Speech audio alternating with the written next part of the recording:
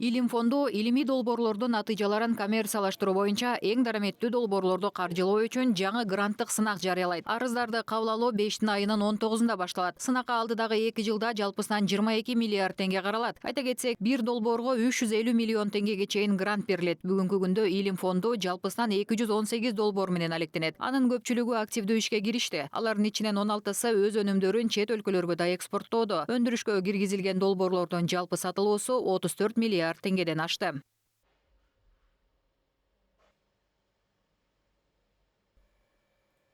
В основном это страны СНГ, и также есть Китай, Дубай.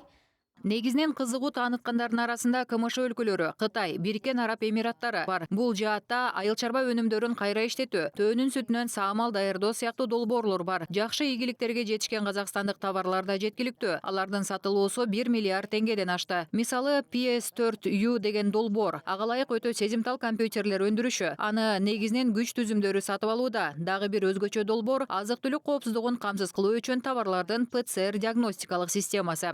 Также проект в сфере агрокомплекса – это диагностические ПЦР-системы для пищевой, в том числе продукции, по инфекционному мониторингу и качеству продукции. Илим фондунун маалыматы боюнча каржыланып колдоо тапкан жана экономиканын өнүгүшүнө салым кошуп жаткан долбоорлордун басымдуу бөлүгүн айыл чарба, химия, медицина тармагындагы жаңы демилгелер түзөт. Мындан тышкары геологиялык чалгындоо, туризм, санариптештирүү жана жасалма интеллект тармагындагы долбоорлорго колдоо көрсөтүлдү.